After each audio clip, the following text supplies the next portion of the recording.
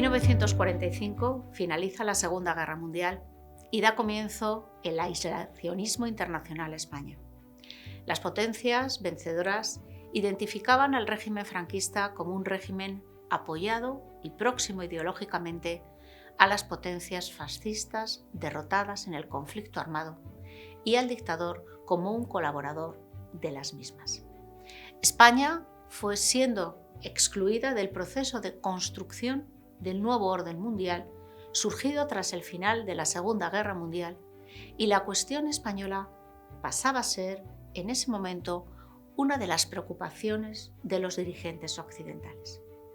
La evolución de la cuestión española atraviesa distintas etapas, desde el final de la Segunda Guerra Mundial hasta la integración parcial de España en la sociedad internacional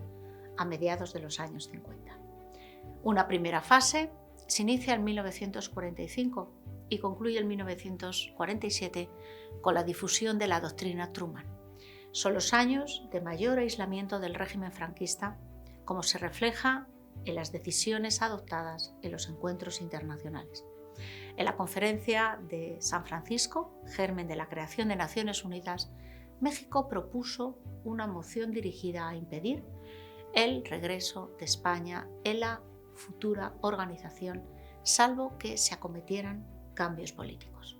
Por su parte, Stalin intentó en la conferencia de Potsdam imponer un bloqueo diplomático y económico que quedó neutralizado por las autoridades británicas, si bien se apoyaba el veto a su ingreso en Naciones Unidas y se reiteraba una nueva condena al régimen franquista. En ese contexto internacional, el régimen franquista se vio obligado a tomar una serie de medidas encaminadas a reorientar su política exterior, distanciarse de su identificación fascista, dejando claro su rechazo a cualquier intromisión extranjera y aproximarse a los países occidentales, quienes en un principio parecían tener muy presente en su memoria el apoyo fascista a Franco en la guerra civil y las fotografías de Endaya y Borguera. Una de las primeras medidas de la política de gestos hacia los occidentales del dictador, en palabras de Rosa Pardo y Florentino Portero, está el nombramiento de un nuevo ministro de Asuntos Exteriores, Alberto Martín Artajo, dirigente católico. Las presiones de Francia y la Unión Soviética ante Naciones Unidas, encaminadas a aprobar sanciones contra el régimen franquista, fueron utilizados por Franco para vender a los países anglosajones su anticomunismo y para despertar el miedo latente a una nueva guerra civil. El 12 de diciembre de 1946, la Asamblea General de Naciones Unidas aprobó una resolución en la que se prohibía al gobierno de Franco pertenecer a los organismos internacionales creados por las Naciones Unidas o relacionados con ella, y recomendaba a los Estados miembros de la misma retirar inmediatamente a sus embajadores y ministros plenipotenciarios acreditados en Madrid, hasta que se produjeran, y cito literalmente, cambios sustanciales en el régimen político español. Además, daban el plazo de un año para revisar la evolución política del franquismo y decidir aplicar nuevas sanciones. La reacción de protesta del régimen franquista se manifestó públicamente en la primera convocatoria y manifestación en la Plaza de Oriente de Madrid bajo la consigna "Español, Franco sí, comunismo no". En ese contexto de aislacionismo internacional, la nueva situación diplomática tuvo consecuencias en el desarrollo comercial y económico de España. Algunos países, como Portugal o Argentina, por afinidad política de sus dirigentes con Franco, o algunos de Iberoamérica o del mundo árabe,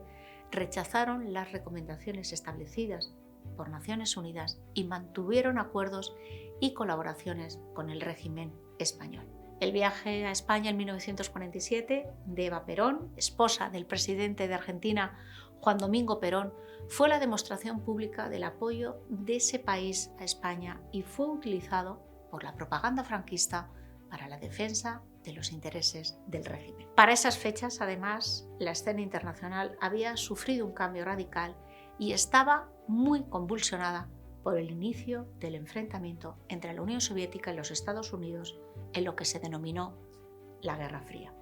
La política de espera de Franco, en palabras del historiador Ángel Viñas, comenzó a dar sus frutos y la nueva coyuntura internacional favoreció finalmente al dictador español. En 1947 da comienzo una nueva etapa en la evolución de la cuestión española que se cierra con la crisis internacional que se produce con el estallido de la Guerra de Corea y viene determinada por la política estadounidense, en donde cobró valor la necesidad de contar con España e integrarla en el marco de seguridad occidental. Es a partir de entonces, 1950, y hasta la firma de los acuerdos con Estados Unidos y el concordato con la Santa Sede en 1953, cuando podemos establecer la tercera y última etapa del proceso de la cuestión española y la integración parcial de la dictadura franquista en la política internacional. El desarrollo de esta importante etapa para la política exterior del régimen de Franco lo analizaremos en el próximo vídeo.